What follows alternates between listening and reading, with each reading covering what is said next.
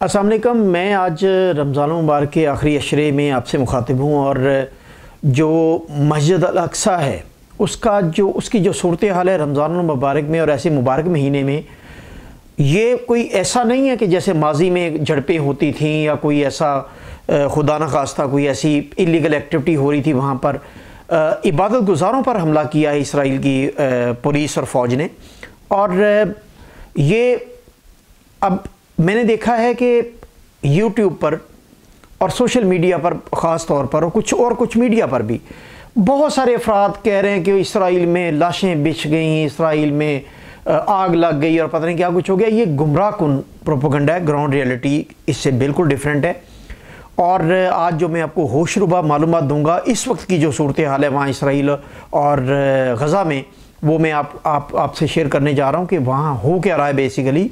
और अफसोस वाली बात यह है कि हम 1 अरब 90 करोड़ मुसलमान पूरी दुनिया में, और अगर यहूदियों की बात करें तो वो पूरी दुनिया में 1 करोड़ 47 लाख, और अगर सिर्फ इसराइल में बात करें तो 92 लाख यहूदी है।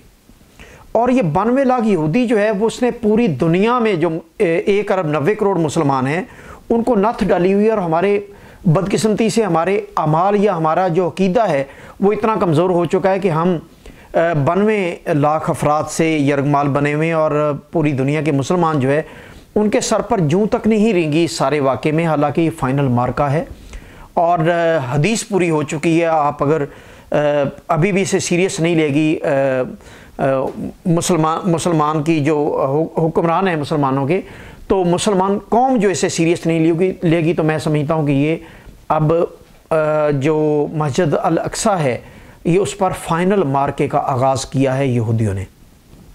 मैं आपको कुछ फैक्ट्स एंड फिगर देता हूँ कि ये जो मस्जिद अल अक्सा के सहन में आग लगने का जो हदीस के मुताबिक था कि वो फाइनल मार्का होगा जब मस्जिद अल अक्सा के सहन में आग लगेगी, और उन्होंने इसका आगाज़ कर दिया।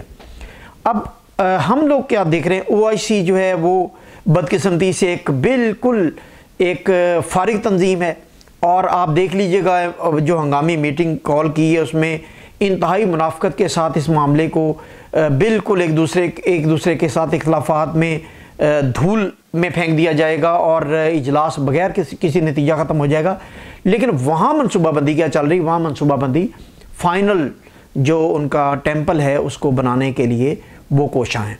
और इस वक्त मैं आपको जो गज़ा से और मस्जिद अल अक्सा के इर्द गिर्द की जो सूरत हाल है वो मैं आपको मुसद्दक़ा मालूमात दे रहा हूँ कि वहाँ पर यहूदियों ने मस्जिद अल अक्सा के रेफरेंस से और किन के रेफरेंस से वहाँ उन्होंने छोटे छोटे बड़े बड़े घर प्लॉट्स और जो कुछ है 60 से 70% वहाँ का इलाका यहूदियों ने ख़रीद लिया हुआ है और बाकायदा मनसूबाबंदी से ख़रीदा है।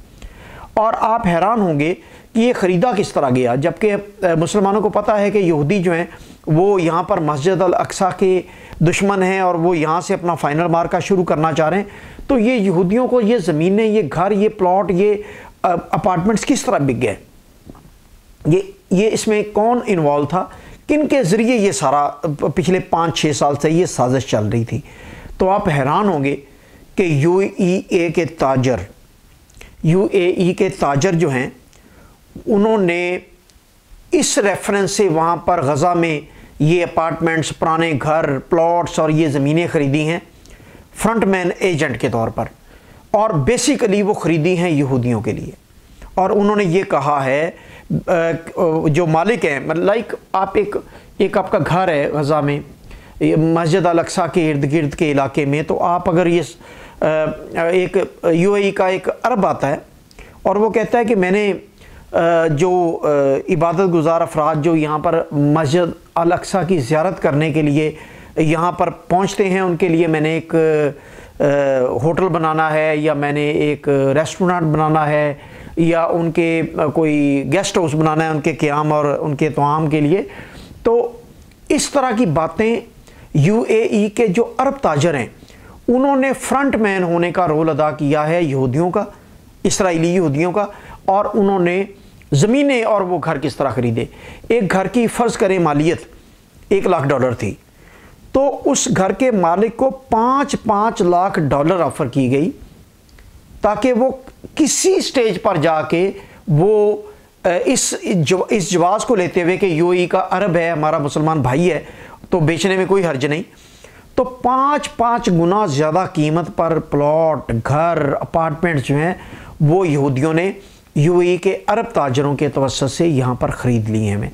और 60 से 70% इलाका इस वक्त उनकी कस्टडी में है। वो किसी वक्त भी वहाँ अपनी कैंपेन, अपना वो सब कुछ लॉन्च कर सकते हैं। तो इसलिए ये फाइनल मार्का इसराइल ने शुरू किया हुआ है। और हमारी बदकिस्मती ये कि 1 अरब और 90 करोड़ मुसलमान जो हैं वो इसे सीरियस ले ही नहीं रहा। OIC का इजलास होगा, वहाँ पर एक दूसरे से गिले शिकवे होंगे, तो कुछ थोड़ा सा मजम्मत होगी। वो मजम्मत तो यूनाइटेड नेशन के जनरल सेक्रेटरी ने भी कर दी, वो तो अमेरिका ने भी कर दी, वो तो यूरोपीय यूनियन के प्रेसिडेंट ने भी मजम्मत कर दी और उसने कहा कि फ्री कैन जो है वो अमन कायम करें। तो ये इसी तरह की एक प्रेस कॉन्फ्रेंस हम OIC से भी और एक तरह की स्टेटमेंट हम मतवक्के रखे हुए हैं। कोई ख़ास फ़र्क नहीं पड़ना। जो मार्का शुरू हो चुका है उस पर मुसलमान हुक्मरानों को ख़ास तौर पर होश के नाखून लेने चाहिए। मैं समझता हूँ कि 56-57 मुस्लिम कंट्रीज़ में सिर्फ 2 ऐसे लीडर हैं जो खुल के बयान देते हैं। एक पाकिस्तान के वज़ीर-ए-आज़म इमरान खान ने खुल के इसकी मजम्मत की है, और दूसरा तैयब एर्दोगान जो सदर हैं तुर्की के, उन्होंने इसकी खुल के ना सिर्फ मजम्मत की बल्कि असम्बली के इजलास में उन्होंने ये भी कहा कि अब सिर्फ बातों की हद तक इसकी मजम्मत से कुछ नहीं होना, अब प्रैक्टिकली मुसलमान मुल्कों के हुक्मरानों को आगे आना होगा और इसराइल का हाथ रोकना होगा। लेकिन इसके अलावा किसी और की स्टेटमेंट दिखाई नहीं दी। और तैयब एर्दोगान ने जो बात कही कि अब सिर्फ बातों की हद तक इसकी मजम्मत से कुछ नहीं होने वाला। फाइनल मार्का शुरू हो चुका है और मुसलमान हुक्मरान अब भी अगर होश के नाखून नहीं लेते, अब भी अगर वो अपने झगड़े फसाद और अपने सियासी मफादात में OIC को भी रोल बैक करते हैं और मुसलमान कंट्रीज़ को इसराइल के ख़िलाफ़ इसके इस नाहक इक़दामात और ज़ालिम इक़दामात के ख़िलाफ़ अगर वो मुत्तहिद नहीं होते और उठ के खड़े नहीं होते इसराइल के ख़िलाफ़, तो फिर ये आप समझ लें कि हदीस पूरी हो चुकी है और अब फाइनल मार्का जो है उसका आगाज़ हो चुका है। फिर जंग को कोई नहीं रोक सकता। जंग को अगर रोक सकते हैं तो वो मुस्लिम कंट्रीज़, उनके सरबराहान का कोई इत्तेहाद और उस इत्तेहाद के पेश नज़र कोई मुश्तरका लाहमल जो इसराइल को 92 लाख इसराइलियों को 1 अरब 90 करोड़ मुसलमानों की तरफ से एक मुश्तरका पैगाम जाए और उन्हें कहा जाए कि अब अगर उन्होंने अपना हाथ ना रोका तो फिर ये तमाम मुस्लिम कंट्री इस छोटे से आटे में नमक बराबर जो है यहूदियों को किसी तरह नहीं छोड़ेंगे। मैं नहीं समझता कि यहूदी उनकी ज़रूरत हो वो एक कदम भी आगे बढ़े। अगर ऐसा कोई मुश्तरका पैगाम OIC के प्लेटफार्म से या मुस्लिम कंट्रीज़ के जो हुक्मरान हैं उनकी तरफ से कोई मुश्तरका बयान सामने आए, तो अभी तक मुझे तो कोई होप नहीं है। मैं नामुईद हूँ। और जो ग्राउंड रियलिटी गज़ा की, वो आप हैरान होंगे जिस तरीके से उन्होंने खुफिया तौर पर वहाँ ज़मीनें, अपार्टमेंट और घर ख़रीद लिए हुए। अब वहाँ बचत की कोई गुंजाइश नहीं बचती। इसलिए मुसलमानों, दुआओं के साथ साथ हमारे हुक्मरानों को अमली तौर पर भी सामने आना होगा। मजम्मत और दुआओं से और इस तरह के अपने मुल्कों में स्ट्राइक्स और धरनों से और लॉकडाउन से कुछ नहीं होना। अब इसराइल को अमली तौर पर जवाब देना होगा। बहुत शुक्रिया।